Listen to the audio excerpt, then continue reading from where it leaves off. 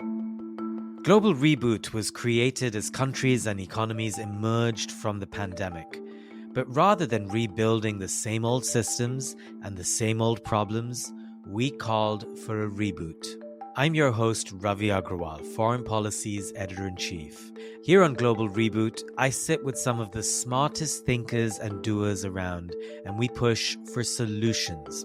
This season, we're looking at resetting the US-China relationship, dealing with the rise of AI, preserving our oceans, and much more. Check out Global Reboot in partnership with the Doha Forum, wherever you get your podcasts.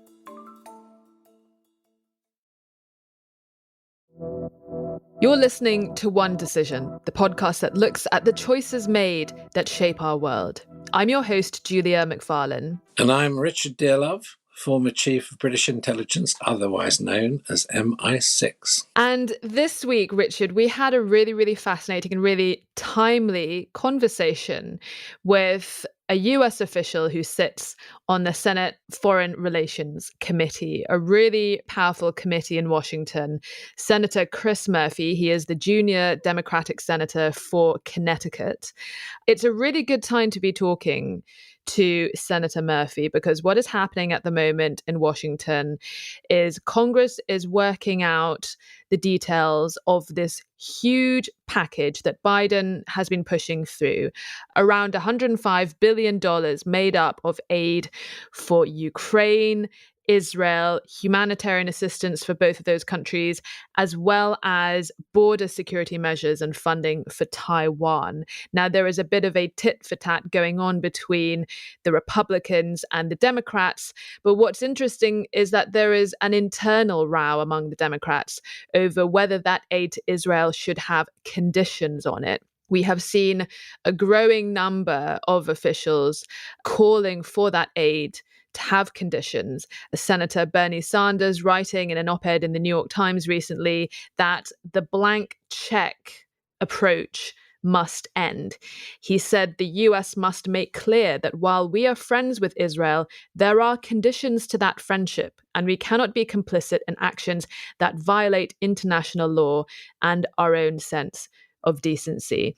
Now, it was really interesting to talk to Senator Murphy this week because he is one of those Democrats who has called for a conversation to be had over whether that aid should have conditions and what lines should be drawn in order for Israel to be eligible for that aid. And he was on CNN recently where he was asked about Senator Bernie Sanders' calls, and he said that the civilian death toll in Gaza was unacceptable and unsustainable. Well, I stand by what I said.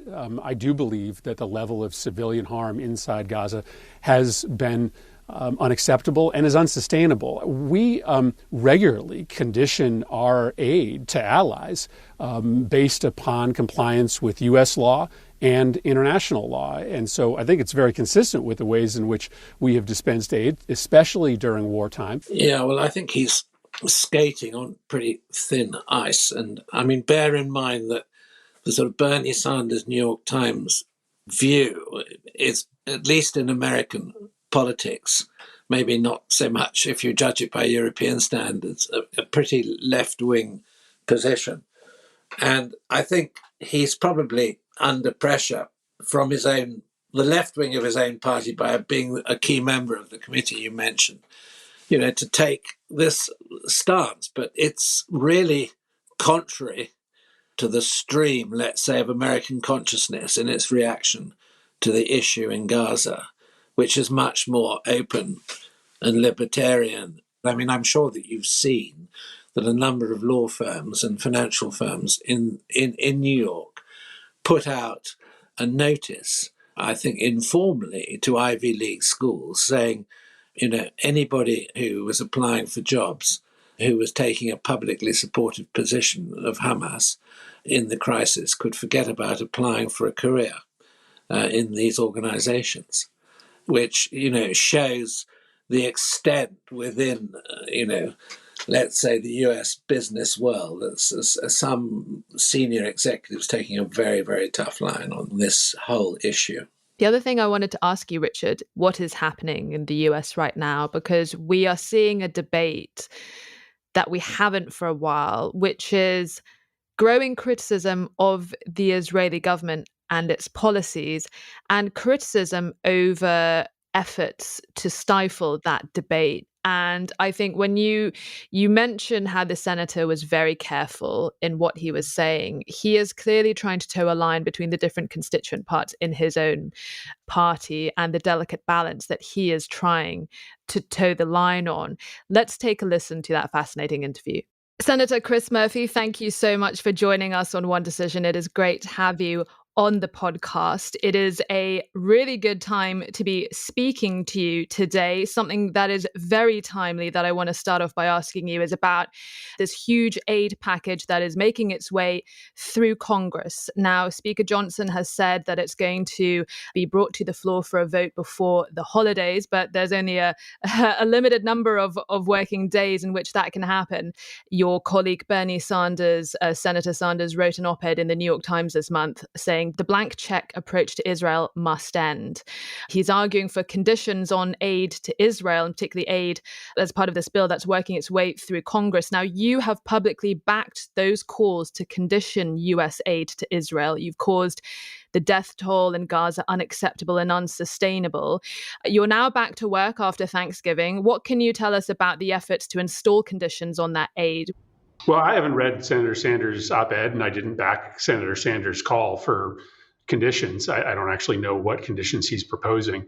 All I have said is that this is a discussion I'm open to. I think we will be talking this week about conditions for aid to Ukraine, conditions for the humanitarian aid that goes into Gaza, and potentially conditions for the aid that we give Israel. I don't know how controversial a topic it is. We pretty regularly put conditions on aid to allies to make sure that that money is spent in accordance with U.S. laws and international law.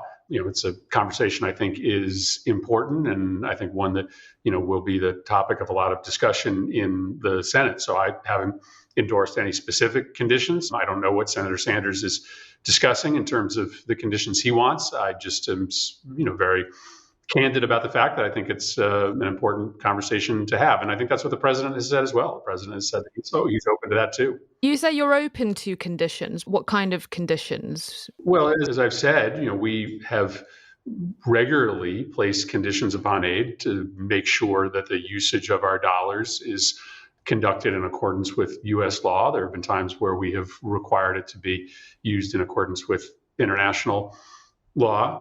This is a conversation that I think is, a pretty normal one in the course of U.S. foreign aid. Right. You were on CNN over the weekend saying that. I think you're trying to sort of walk down the idea that it is a big sort of change in policy to condition that aid to Israel, that this is something that you do with your allies. But I think there is a bit of an elephant in the room regarding this, because it appears to be very, very difficult for the US government to talk about this, at least publicly, when it comes to Israel, when it comes to compliance with international law. I mean, the head of the Senate Foreign Relations Committee, the committee that you're a part of, Ben Cardin, he recently, in an interview with The New Yorker, dodged questions about whether Israel was acting in accordance with international law. Jake Sullivan also dodged a question about whether Israel was operating according to the rules of war and abiding by international humanitarian law. What is the point in putting conditions on aid to Israel if the US government is so reticent to even criticize Israel, let alone call out when or if it might be in danger of potentially violating international law? Well, listen, I've been pretty clear that I think the level of civilian death and harm inside Gaza is both unacceptable and unsustainable. And I think that is both from a moral perspective and a strategic perspective. I don't think it actually serves Israel's war aims for this many civilians to die, which ultimately I think provides recruitment fodder for Hamas. And if the United States is going to be in business with Israel, supplying billions of dollars in aid, then I think we should have an interest in making sure that their war plan actually is a winning war plan in the end. So I certainly think that it's not terribly controversial for US aid to go only towards countries that are complying with international law, and that includes the law of proportionality. But I also just think there's a strategic imperative for the United States to, say to Israel, if you want us to be helpful here, then we want to make sure that you have a plan that wins. And right now, I just do worry that this plan may end up with the same thing happening in Gaza as happened in Afghanistan. Like the Taliban, Hamas may ultimately take a body blow in the first few months of this conflict, but ultimately come out stronger. I mean, the US obviously does not want to fight this war for Israel. It is trying to play a supportive role.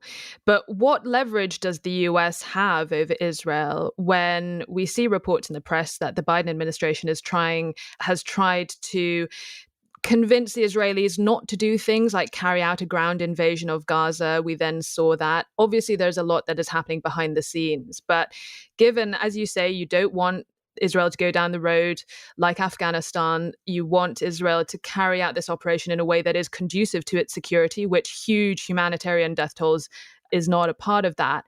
How can the US influence Israel in how it carries out this war? Well, we kind of skipped over this part in our conversation, but let's talk about what we want Israel to do. We want Israel to defeat Hamas. We want Israel to destroy Hamas's ability to attack Israel like they did on October 7th. I don't believe in a ceasefire. I believe it is imperative for Israel to knock out Hamas's military capabilities. I think that is the right thing for Israel, but I also think it is the right thing for the United States. There are non-state terrorist groups that are still planning or thinking about attacking the United States, and we cannot live with a sense of impunity, which would be the result of Hamas's military capabilities remaining. So I'm, as I said, open and interested in this conversation of conditionality. I think the level of civilian harm has been too high, but I also think it's important to start by acknowledging that the moral order of the universe cannot be squared if Hamas is not held accountable. So it is important for us to help Israel defeat Hamas. And it is important for us to help them do that in a way that is effective.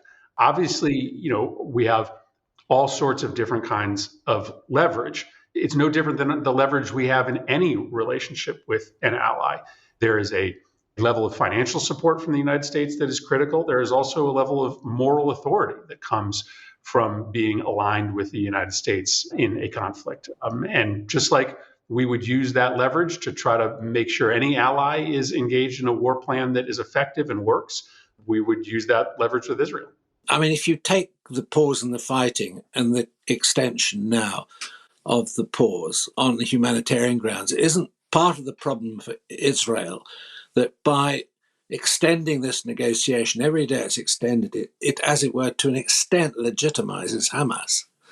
Because Hamas can now be regarded by the Palestinian people as the agency, that, delivered the release of Palestinians from detention, and B, the successful pressure in getting aid through into Gaza.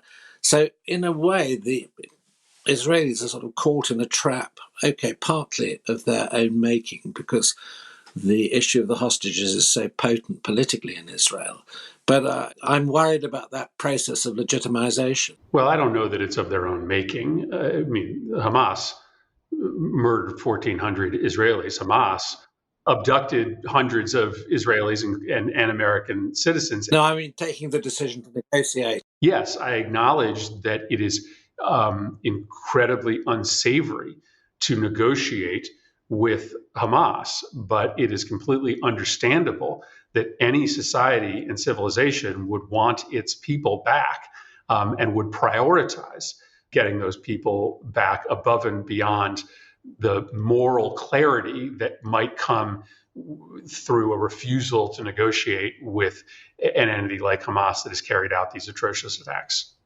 Senator, Prime Minister Benjamin Netanyahu, according to the Times of Israel, this month told a group of backbenchers in his Likud party that he is, and I quote, the only one who will prevent a Palestinian state in Gaza and the West Bank after the war. Going back to that interview you did on CNN over the weekend, you said that your hope was that when the Israeli people go to the polls, that they choose leadership that is going to make good on the only future that guarantees the survival of a Jewish state in the Middle East, and that is a Palestinian state. I mean, when Netanyahu is openly saying he will do everything to prevent that from happening, what is the appropriate response by the US if it is to play a part in working towards peace for both sides?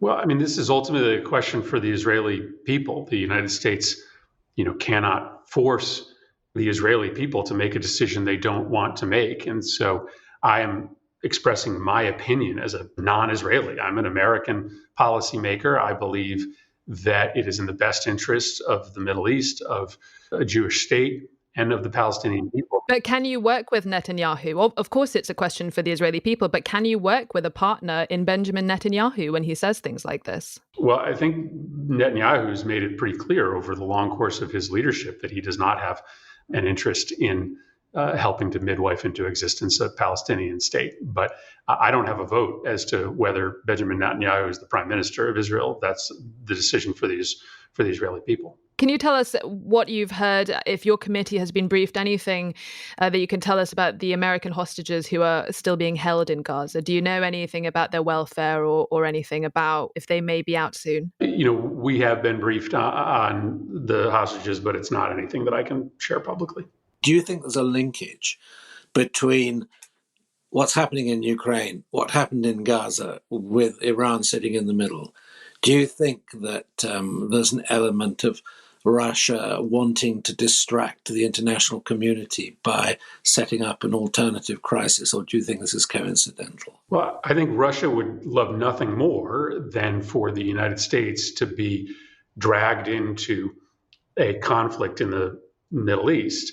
I think China would love nothing more than for the United States to be dragged into a conflict in the Middle East, which is why the Biden administration is spending so much time and capital on trying to make sure that this conflict doesn't spread beyond the existing conflict between Israel and Gaza. And so far, I think the administration has done a pretty credible job at keeping Iran out of this conflict, keeping Hezbollah at bay, pressuring both Israel and the PA to try to keep violence from spiraling out of control in the West Bank. The violence there is still far too high, and that work will continue. Senator, I wanted to ask, because the US and Germany are now in a position of trying to persuade Ukraine and President Zelensky to sit down and enter into peace talks with Russia, broadly along the lines of the current battlefront.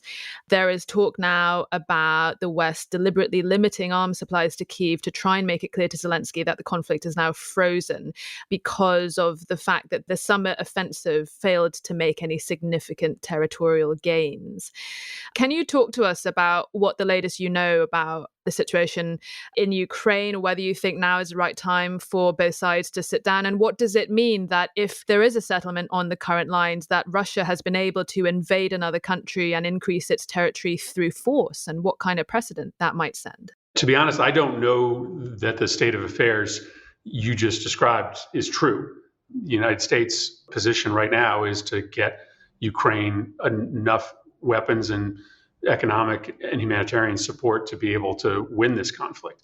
And that remains our position. I don't think Vladimir Putin is ready to talk right now. I'm not sure he'll be ready to talk until after the 2024 election. And so I think we have to be prepared to stand with Ukraine for the long run until Putin is actually ready to sit down and talk about a settlement. I don't think he's ready at this point. And I'm certainly not preparing to condition aid to Ukraine upon their premature entrance into negotiations with a partner in the Kremlin that I don't think is prepared for those serious talks today. From where you stand, do you think the summer offensive has failed? Do you think they are likely to take back the occupied territory? And do you think there is any hope that they will be able to push forward back on the lines that they've lost? There's no doubt that the summer offensive has been slow, but it has made progress and it has continued to keep the pressure on Putin. So I'm sure that Ukraine and its allies would have loved to have seen more progress, but I think the progress they have made has been important. And I don't think this is a moment in which you have a willing partner on the Russian side for meaningful negotiations. How determined in the Senate now is the Republican caucus in its sort of attitude, which seems much more equivocal to the position you're stating, which I personally find very reassuring.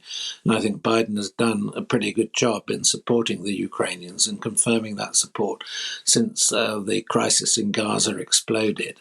But I think we're all worried in the longer term by the implications of the political divide in Washington and the fact that the Republicans do not necessarily, at least in the majority, share the view you've just expressed. Yeah, the real tragedy is that, in American politics today, everything becomes shirts and skins. And so, for many Republicans, all that matters is that, Joe Biden is leading this war effort. And there are lots of Republicans that thought this war was really important and thought that beating Putin was really important until Joe Biden became the face of the American effort. And that's really sad. That's not how American foreign policy used to work. We still have a majority of the House and the Senate that supports aid to Ukraine. If that vote was put on the floor of both bodies today, an aid package to Ukraine would pass.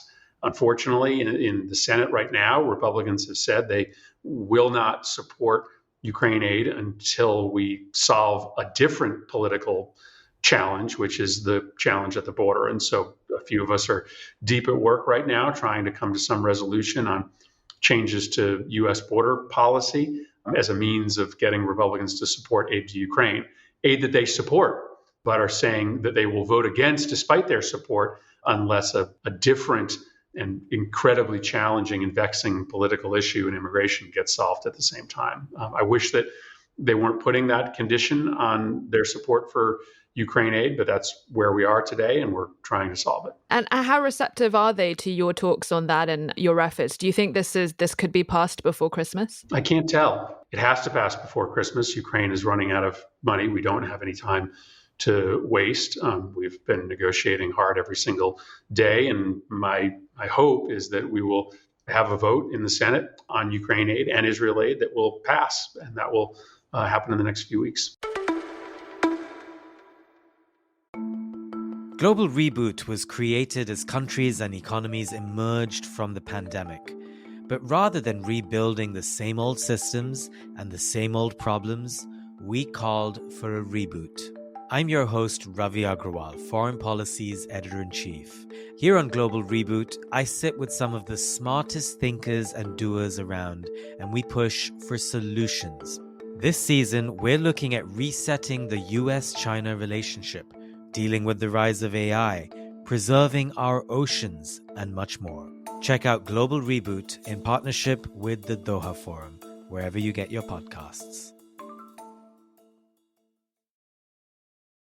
So, Richard, I thought that was really, really interesting. And, we talked about how careful the senator was in his response to questions about criticizing the Israeli government. How can the US government, really sort of use its leverage against the Israelis when it comes to abiding by international humanitarian law?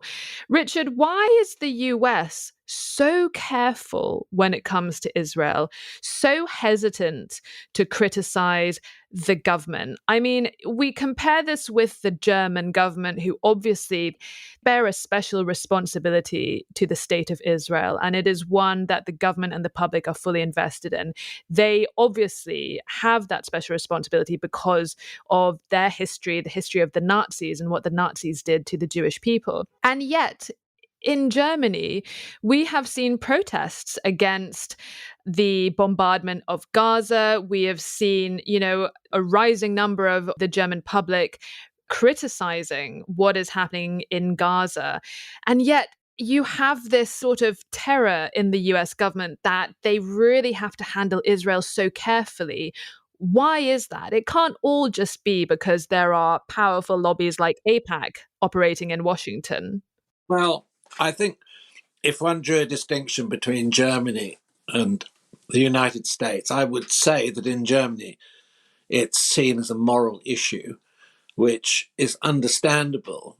And it doesn't really in my view, in Germany, play into the day-to-day politics of Germany. It might in a small way from time to time, but it isn't, let's say, influential in the way that the various political parties in Germany are financed and led. I think the situation in the States is totally different. And there is support for Israel and, as it were, the role of America's Jewish community in business and in politics has been a crucial element, in the political formations and maneuverings and elections, both nationally and locally. I mean, locally, particularly in New York and particularly in Washington, D.C. And, my experience of living in the States and spending time there is, this is a formidable and ever-present influence. But you put your finger on something important, which is it may suddenly, as a result of this crisis, be shifting. It may be changing slightly. And I think that the interview is fascinating because of the caution. And I think you put your finger on the fact that here's Senator Murphy trying to pick his way through different constituencies to take a position which is a little bit surprising in my view and not cause offense to anybody. Yeah, I mean, I think it's not just happening in the United States. We have seen recently countries have either cut ties or withdrawing their diplomats from Israel over the bombardment of Gaza. We've seen that with South Africa, with Turkey, with Jordan, with Chad, several Latin American countries like Colombia, Belize, Bolivia, Chile, and Bahrain. And Bahrain was one of the first countries to sign up to the Abraham Accords, that landmark Trump policy of normalization with Israel. It is not just an argument that is increasingly happening in the US, it's having global ramifications. Do you think the Israelis are waking up to this? And do you think the Americans are waking up to Israel is alienating itself on the international stage? Well, I think the one thing that I know about Israel, and having been there several times on visits, it's a formidably rumbustious democracy. That may not be reflected in the way that the current Netanyahu government projects itself, but under the surface in Israel, there is a furious debate going on the whole time. 2 Jews, 3 opinions, as one of my best friends regularly tells me. Well, yeah, 5 opinions. And I can't, I mean, this Gaza crisis, okay, it will have had 2 rather extraordinary results, or is having. The country will come together in unity, to avenge their dead and, use their powerful military to make Hamas pay the ultimate price, at least in terms of its military existence. But on the other hand, it will have unleashed a lot of debate about the future of the Palestinian problem. I mean, I don't use Palestine in the sense of a state. I use it in the sense of a non-existent nation at the moment. And I think my experience as Israel is that the surprising number of very reasonable and open-minded people that there are in Israel who are absolutely conscious and aware of the fact that this problem has to find a solution. And, it will have given them enormous purchase. And that debate will be incredibly lively and strong. I think it's probably one of the reasons why, I mean, when Netanyahu has to face the electorate, or even maybe sooner than that, his future must be parlous because he's made the whole issue of not defeating Hamas, but finding a solution to the problem of the Palestinians much, much more difficult. I think it's a really important point to make that there are so many Israelis who are not happy with what's going on. Many people who have long worked for dialogue with the Palestinians, for aid to the Palestinians, for a Palestinian state. And it has to be said, a lot of those people were victims of the October 7th terrorist attack, because a lot of left-wing communities down in southern Israel are close to the border with Gaza. And that's an unfortunate, horrendous fact of the situation at the moment. Ephraim Halevi, the former head of Mossad, came to stay with me, and I organized for him to give a presentation. We had to have a closed meeting for security reasons. I couldn't let everybody in. But we had a big turnout of undergraduates.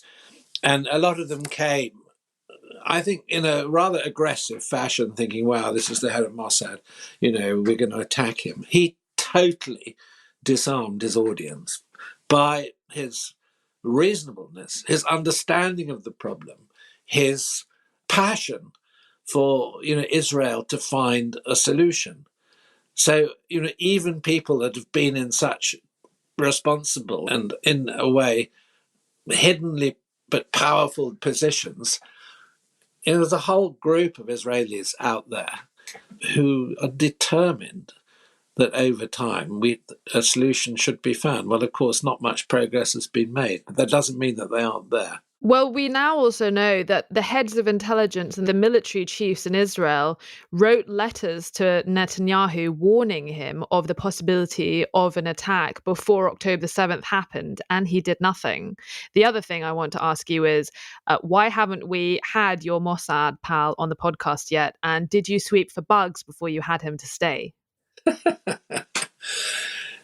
No, I mean, he's been retired a long time. I will send him a message and see. I've seen him interviewed once on Western television at the start of the crisis, and he was talking very critically about an intelligence failure. And I think it would be very interesting now to have his reflections and views as the situation evolves. And, Definitely. I think the key question now is how long this pause in the fighting, this humanitarian window for exchange of hostages and supply of aid, is going to last. I mean, are Hamas going to go on releasing 10 people a day in order to push it further and give themselves more time? In a way, I've been surprised it's been extended by 2 days. Is it going to be extended by another 2, another 3, another 2? Well, the other thing that was, I think, really interesting in our discussion with Senator Murphy was what's been happening in Ukraine and the fact that, the summer offensive has not made the territorial gains that the West had hoped that it would. I mean, Richard, have we taken our eye off the ball when it comes to Ukraine? And are you pessimistic that the Ukrainians will be able to get back the territory that was seized since the full-scale invasion last year? Well, they won't get it back unless they are seriously rearmed, and that will include the deployment of F-16 aircraft on which they're currently being trained. So, in a way, we're in a waiting pattern whilst we wait for these supplies to reach the Ukrainian armed forces. However, I would say 2 things. One is, despite massive Russian pressure, they haven't really lost any ground. And I think that's crucially important.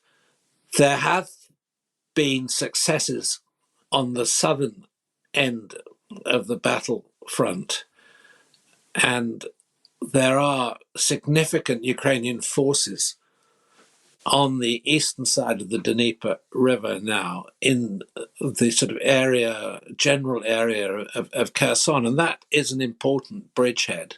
And the other thing is that the Russian losses have been absolutely massive. And we're tending to sort of turn a blind eye to that now and just say, oh, well, it's a frozen front line and it's not going anywhere. Well, I think we're still in the territory where there still might be some military surprises coming down the track. Whether they would happen now that winter is setting in, and of course there's been this bout of appallingly severe weather in the last week, including floods and snowstorms and very low temperatures. It's been absolutely a huge storm, and that will slow things down further. So we may be now waiting until March, April before we see any significant change. But it will give the Ukrainians time to build their strength. And of course, the deployment of F-16s may make a significant difference on the battlefield. That's it for this week's episode of One Decision. We drop new episodes every Thursday. Like and subscribe so you never miss an episode. Drop us a line. Tell us your thoughts.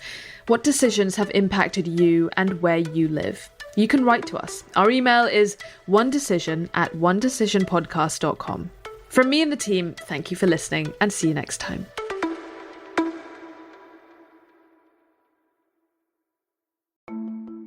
Global Reboot was created as countries and economies emerged from the pandemic. But rather than rebuilding the same old systems and the same old problems, we called for a reboot. I'm your host, Ravi Agrawal, Foreign Policy's Editor-in-Chief. Here on Global Reboot, I sit with some of the smartest thinkers and doers around, and we push for solutions. This season, we're looking at resetting the US-China relationship, dealing with the rise of AI, preserving our oceans, and much more. Check out Global Reboot in partnership with the Doha Forum, wherever you get your podcasts.